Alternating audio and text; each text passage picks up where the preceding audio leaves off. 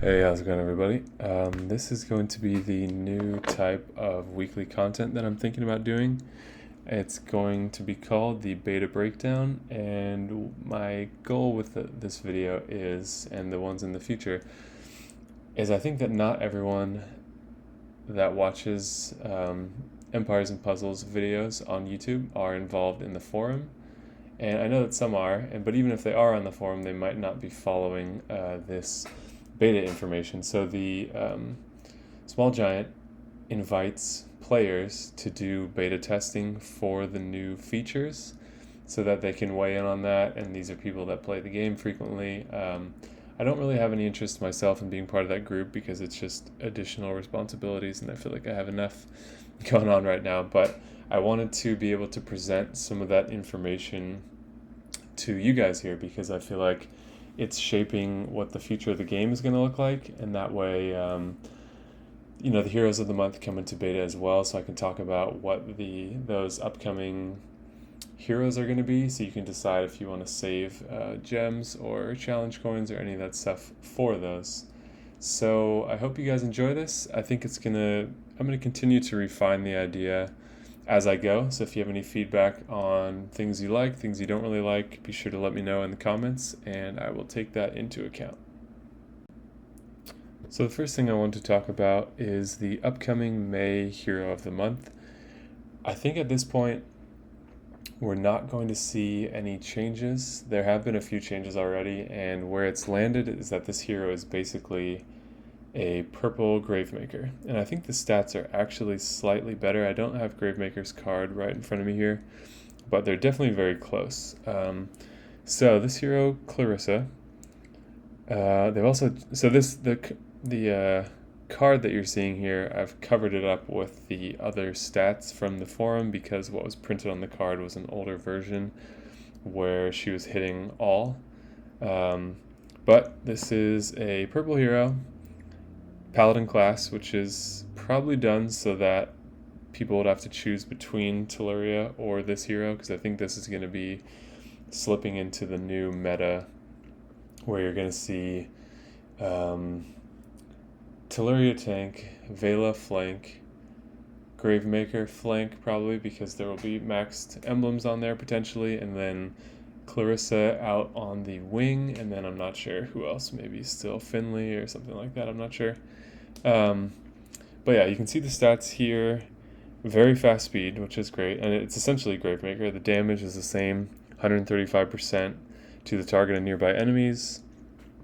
The target and nearby enemies receive the poison damage over 2 turns, and the key here is that this is going to stack with Vela's water damage and Gravemaker's fire damage, so the dot damage is going to be crazy here. And there's extra damage against Holy.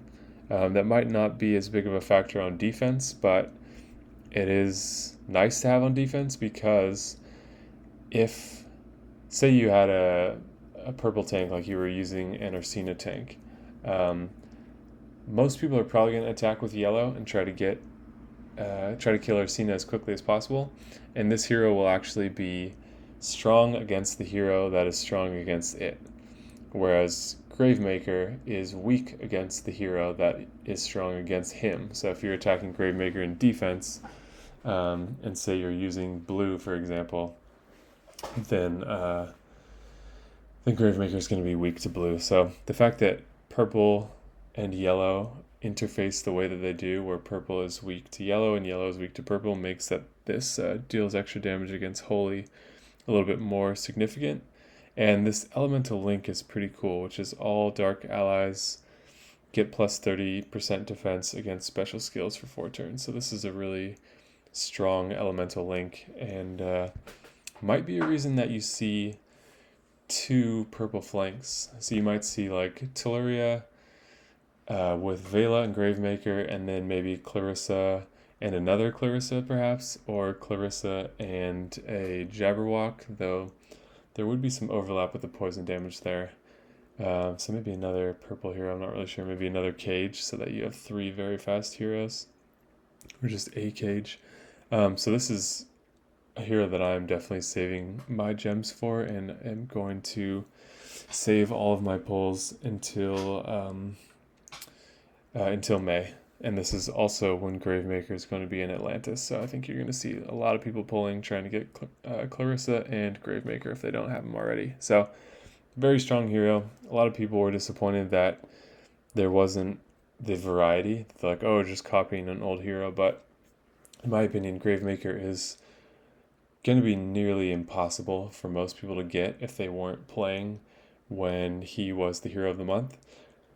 So having another card that is basically nearly the exact same as Gravemaker, but at a much basically this hero is going to be 4 times as easy to get as Gravemaker will be in Atlantis. So I'm happy about that. So I'm really excited for this one. So the next thing I want to talk about is the release of Stronghold level 24. So if you've upgraded your Stronghold to level 23, you know that the next levels after that are not available, and therefore some of the buildings, like another advanced farm, for example, is not available yet because of that. So they've decided, it seems like, to release the new Stronghold levels 24 and 25 separately. And I think since 25 is tied to the Hero Academy, which they're having a hard time finalizing, that's going to come later. But with 24, there's going to be a few associated buildings, which are another advanced farm, advanced iron storage, another advanced food storage, and supposedly, so all this stuff in beta is subject to change, obviously, and I'm covering the latest versions of it, so we still may see some changes. I just want at least you to be aware of what is sort of happening if this is not stuff that you follow directly. So the other thing is the release of this new building called the Tavern of Legends. A lot of people thought that this was going to be replacing the Hero Academy, which it's not, but it's going to be a monthly quest, it seems like, that you'll need to have built this building to participate in. Again, so this stuff might change, and it's possible that I have some of this wrong here, but we're going to cover this. So it looks like it's going to be 10 stages. And the unique thing about it is that each hero can only be used once. So you can't just use the same team across all of it. You've got to use weaker teams and build up to stronger teams. But if you look at even halfway through at stage 5, it's recommending 3,200 team power, which is that's a 3-star team, I'm pretty sure. So you can probably get through a large amount of this with 3 stars if you have enough of them saved up. And then by the end, you're getting up to 4,600, which I think is the second highest team power. I think that's in line with what the final level of the costume quest is, but I think I've seen 4,650 somewhere, maybe in the final stage of the Easter quest. So pretty strong, and I'm under the impression that if you lose with that set of heroes, you don't get to use them again. So you're going to want to proceed very cautiously here. But that's kind of cool. It forces you to, the way they're framing it is have more of a mastery over your roster, because you can't just use the same few teams like you can in raiding, but you have to think across your full roster. And so the costumes that are coming as well, which we'll talk about next, are going to make it a bit easier to have cooler stuff going on with your roster. So you can see that the result here of completing these is you're getting these coins, and it's going to cost 100 coins per pull, and these are the odds that you're going to see there. So the unique thing about this is that this is a way for them to bring back older Heroes of the Month. So typically, Hero of the Month would happen. 1 year later, it'd be featured in Atlantis, and then after that, you wouldn't have a chance at it anymore. So they're going to dump all those heroes in here. So we'll cut to that screen real quick. These are the heroes that are going to be in there to start. And again, this might change. So Hel, Athena, Ares, Musashi, Alberich, or Albi. So a lot of heroes that are very desirable, including Gravemaker. Looks like a typo down there for Gregorian. So you can browse this list yourself, but this is going to be what's available in there. The only thing to keep in mind, and the reason why I'm not excited about this portal, is because if we look at the odds here, you have a 1.3% chance of getting one of these heroes. Now, it looks like, I haven't counted this exactly, it looks like there's about 15 maybe of those, which means you need to divide this 1.3% by 15 as the approximated chance of getting a particular hero. So I don't like those odds. Just being able to pull anyone off this list might not be applicable to me at all. So I don't think I'm going to pull here. Also, huge chance of just getting a rare classic hero, which who is not completely sick of that. Also, epic classic heroes and then legendary classic. You have pretty much an equal chance to getting one of these past heroes of the month. So I'm not going to be spending any gems in here aside from these free coins. And it looks like you can get these coins as part of the wanted missions, Titan battles, Alliance wars, and challenge events. So I'll purely draw from here for free, and maybe every once in a while I'll get something interesting, but this is just totally not worth it to me. And it's similar to the standard prices, except now they have a 30 pull that's outside of Atlantis. So I'm not really that excited about this. It's cool that they're bringing back old heroes of the month, and obviously we're going to see people getting things from this, but I'm not too excited about it. You can see here, the other unique thing is that you can get this legendary secret hero at a 0.1% chance, which is just insultingly low. So we can see what this hero is. They're not releasing much about it because they want it to be secret, but we do know the stats and stuff like that. So rogue class, which is pretty cool for a very fast hero and an offensive hero. So that way you can put your emblems just into boosting the attack like crazy. And 772 is a really high attack. 725 is a respectable defense, and 1300 is kind of your standard sniper thing. So they've changed the language on here, but basically deals 107% damage to all enemies, which is pretty low. And then all status ailments are memorized. All status ailments memorized by the innate ability are cast to all enemies. So this hero, where is this on here? This hero has an innate ability to memorize status ailments. The latest 5 status ailments that are cast on the hero will stay memorized until the special skill is cast. So say you get hit by Telluria, Vela, Gravemaker, Clarissa, and June, for example. I mean, you're going to be in really bad shape if that happens, so it's probably unlikely that you'll have all 5 memorized at once. But then when you use your special skill, which is very fast speed, so that's a good hero to be using against Telluria, all of those memorized ailments are going to be cast to all enemies. So that is pretty powerful, especially at very fast speed. You might have to wait on the first cast to make sure that you're absorbing some of these things, or memorizing. Absorbing was the old word because people thought if it's absorbed, does that mean it's not impacting you? But that wasn't the case. So pretty interesting hero, but when you think about it, you have a 0.1% chance to get it. It's like you might as well not get excited at all unless you're just willing to drop tons of money, because the chance of you getting this when you actually want it is just about as low as can be. So a new feature that's coming. It looks like you're going to have to build the building for this. It's going to be part of Stronghold 24 from what's released now. You can see the heroes that are going to be available in here. And these coins are going to be available from multiple places. We looked at the price for these various pieces and what the difficulty is of this quest. So it seems like it's going to be this cyclical quest. So I don't know how that's going to work with this being a building, but I'm pretty sure this was a special building since it's the Tavern of Legends. It's like a bar, for all these washed up heroes of the month. So yeah, I'm not super excited. With these videos, I basically just want to present the information, give some of my insights, but I think this is the kind of thing where you need to determine what you think about it. And that's going to be true for all the stuff that I talk about in these videos. I just want you to know about what's coming. Since if you're watching my videos, you probably care about this game and want to know what to expect from it. So yeah, make up your own minds about these things. Determine whether you think this is awesome, whether you think this is stupid. I am not going to be spending my gems here personally. So yeah.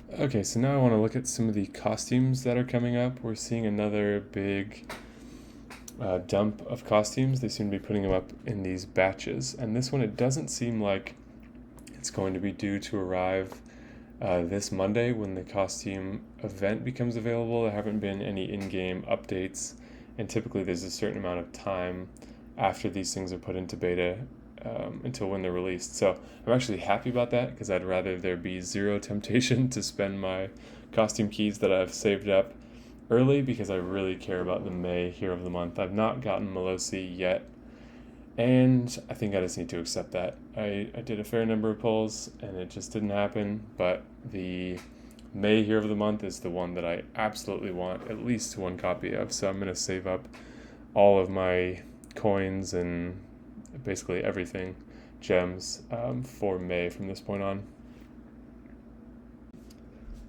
Okay, so I'm going to start with the 5 stars first. There are a lot of new costumes that they're releasing as part of this second wave.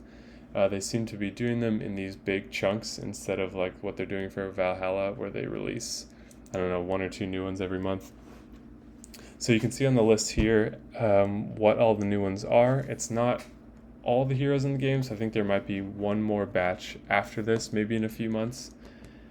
So yeah, it looks like there are 5 new epic costumes, 6 new legendary costumes, and what is that, 10 new rare costumes. So I actually really like the costumes in this game. I was lukewarm on it to begin with, but this is actually my favorite new feature that they've added, and I'm really surprised that they're giving as much as they are. Like some of these costumes, even the 3-star ones or the 3-star and 4-star ones come with abilities that you typically are only seeing on the more elite heroes. Like Kashyyyk, for example, has a overheal similar to Heimdall, so that's pretty crazy. They're giving that away for a 4-star hero, and some of the 3 stars are pretty crazy. So in lieu of talking about all of these, which would be a huge amount of work, I just want to expose you to a few of the ones that I find the most interesting. You can determine what you think about these and how good they are or are not, but I'm going to talk about some of the ones that I think are more interesting. So I'll start with Magni here. So typically Magni was hitting for 420% and then giving a plus 63% defense for 4 turns to himself and adjacent allies. So huge attack stat on this guy, very weak defense, and then average HP on the lower side, I guess, for the newer heroes. But the new costume now, the stats that you're seeing here for this new costume, and again, this stuff may change. Anything that I'm presenting from beta is in draft form right now, basically. So the stats and stuff can change, but what you're seeing is the most up-to-date information that's available. So they changed the class from fighter to druid, which I don't love because one of the things that made Magni really annoying was the fighter class. So that is not great in my opinion. You still have to spend fighter emblems to level up the druid talent of this costume. So I guess if you have a Magni with emblems already, well then now if you get this costume, you have a Magni that has druid talents. But they've lowered the attack stat, they've raised the defensive stat considerably, and they've kept the HP the same. But one thing to keep in mind for this and all the following costumes is that these stats do not take into account the bonus to the stats that you see from the costume bonus. So these are the base stats, but you'll see a 5%, once you level up the hero and the costume, you'll see a 5% boost to attack, which is going to be, I can't do that math in my head right now, but you can figure that out for yourself. 5% boost to defense and a 10% boost to HP, and then the 5% mana boost. So that is one of the things that I just cannot believe they're giving all that away on these heroes. I mean, I guess you sort of have to pull for them again. I've gotten 2 of these costumes just from using the free keys that I've gotten, so 2 of the 5-star costumes, that is. which is awesome. I don't know that I would spend money to do pulls here, but I know a lot of people are. So yeah, these stats will be even higher. So it looks like they've brought his damage down a little bit after the 5% boost. Actually, let's do that math real quick and see if we have the attack stat of 708 times 1.05. So it's going to be up to 743, which is not considerably worse.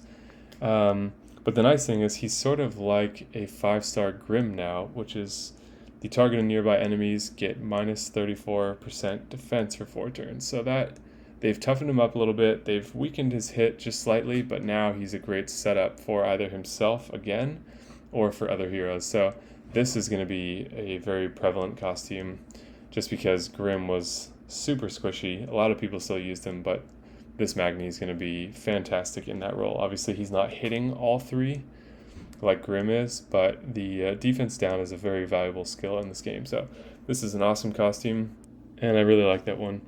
So this video has gotten longer than I anticipated it being, so I think we're going to pick this up in a part 2 on Tuesday, where I will continue to talk through the costumes that I think are particularly cool and present you with that information so you can determine what you think. So thank you guys for watching this first episode here of Beta Breakdown. I hope you guys enjoyed it. This was one of the surprise content types I wanted to roll out. I haven't seen anyone doing anything like this, so I think it could be a valuable resource. So thank you guys so much for watching, liking, commenting, subscribing, and all that stuff. I think we'll be at 1,000 before we know it. And I'll see you guys in the next video.